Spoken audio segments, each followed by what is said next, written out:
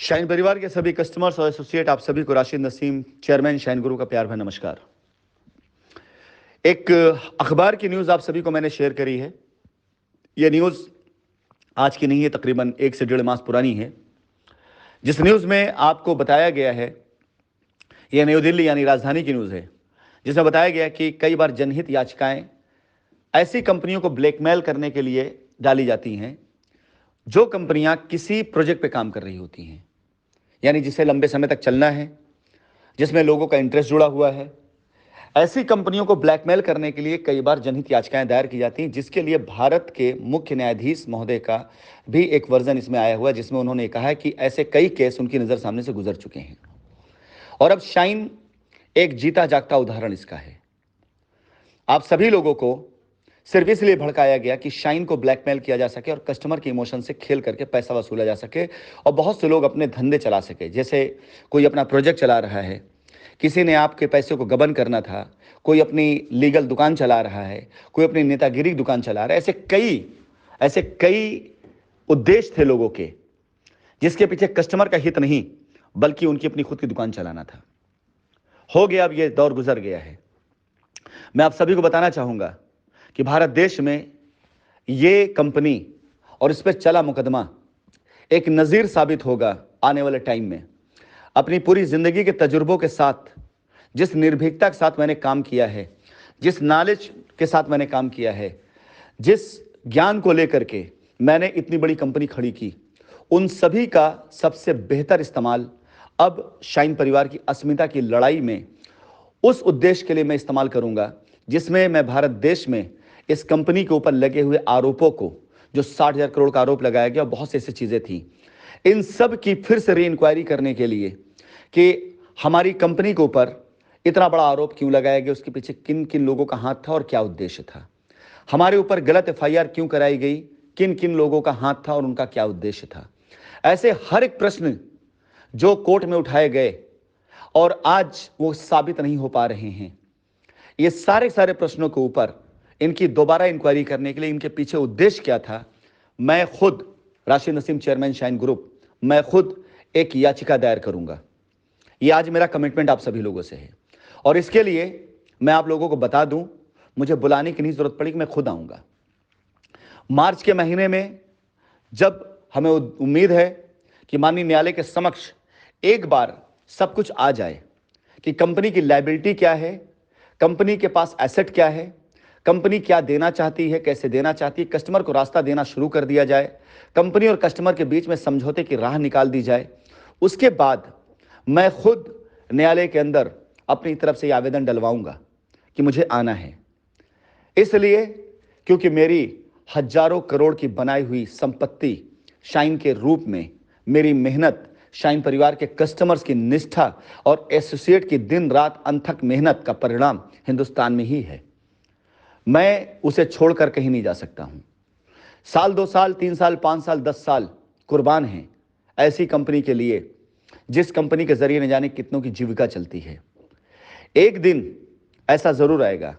कि आप सभी लोगों तक ये न्यूज़ जरूर जाएगी कि राशिद नसीम वापसी कर रहे हैं और मेरी वापसी के बाद पहला उद्देश्य कस्टमर की लायबिलिटी खत्म करने के साथ साथ मेरी प्राथमिकता इस बात की भी रहेगी, माननीय न्यायालय के समक्ष हम इस बात के लिए भी अपने कई कस्टमर और एसोसिएट के साथ ये पीआईएल जरूर डालेंगे कि जो कस्टमर का समय बर्बाद किया गया, बहुत से घरों में बच्चियों की शादियां जो कैंसिल हो गई, कई घर में बीमार बगैर इलाज के मर गए, कई घरों में आज फांके की नौबत आ गई, कई घरों के अंदर बच्चे बगैर एजुकेशन के आज बैठे हुए हैं, न जाने ऐसे कितने नुकसान हुए हैं। इन नुकसान को करवाने के पीछे किनका किनका हाथ था, उनका उद्देश्य क्या था, जांच की जाए कि 60,000 करोड़ रुपए का आरोप लगाने वाले लोग कौन थे, उनकी आर्थिक स्थिति पहले क्या थी और आज क्या हो चुकी है, और शाइन केस के बाद क्या हो चुकी है। वो शाइन से पहले क्या थे, शाइन के आने के बाद क्या बने, और शाइन के चले जाने के बाद उनकी आर्थिक स्थिति कैसी, उनकी जीविका कैसे चल रही है। जिन लोगों ने कंपनी के ऊपर यह आरोप 60,000 करोड़ का लगाया, उसके पीछे उनका उद्देश्य क्या था, उनका मकसद क्या था और उनकी खुद की वैल्यू क्या है। ऐसे बहुत से सवालात हैं। आज मैं अपने कस्टमर्स को बताना चाहूंगा और उन सभी लोगों को बताना चाहूंगा, मैं कानून की हर एक जांच को फेस करने के लिए तैयार हूं, हर सवालों को जवाब देने के लिए तैयार हूं, कहीं से मैं गलत नहीं हूं। लेकिन अब तैयारी आपको भी करनी है कि जिन्होंने हम पर आरोप लगाया है, कानून आपसे भी सवाल करेगा और बाकायदा इसके लिए एक जनहित याचिका मैं भी दायर करवाऊंगा। यह बात शायद हमारे कस्टमर्स के लिए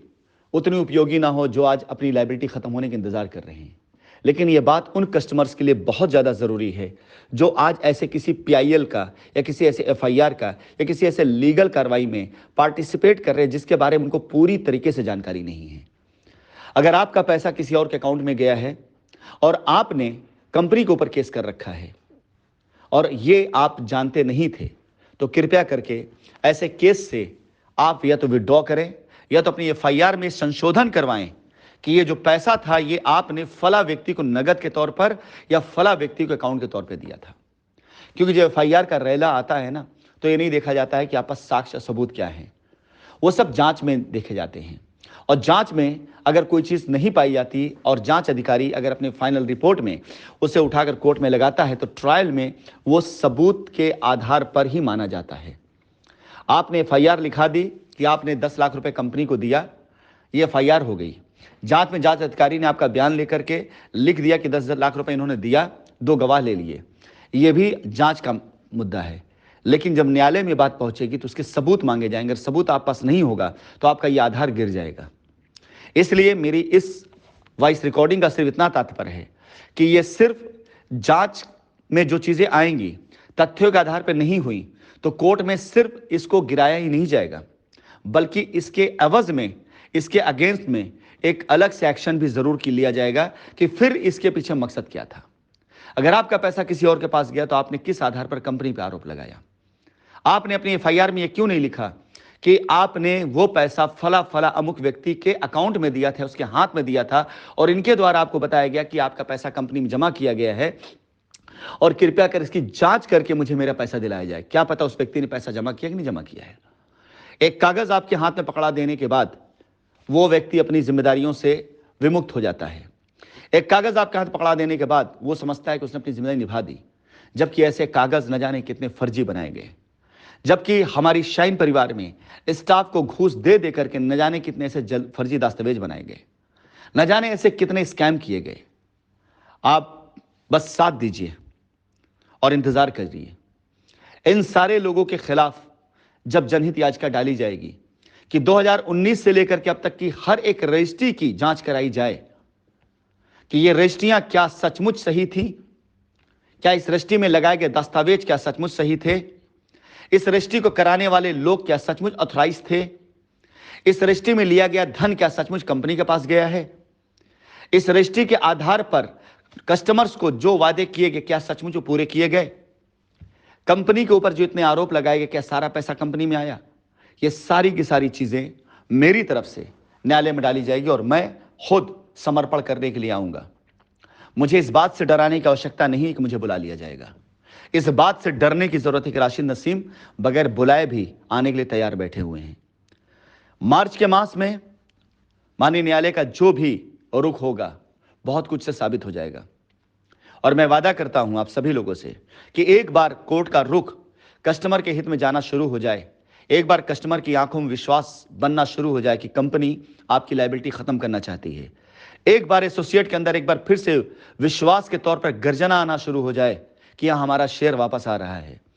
यकीन जानिए खुद को मैं भी नहीं रोक पाऊंगा। यहां पर वापस मैं आऊंगा और जरूर आऊंगा और आने के बाद यह मुकदमा और शानदार तरीके से लड़ा जाएगा। इंतजार करिए और इस अखबार की खबर को पढ़ करके सिर्फ सुनाइए मत समझिए कि जनहित याचिकाएं ज्यादा तक ब्लैकमेल करने के लिए डाली जाती हैं और यही किया गया है।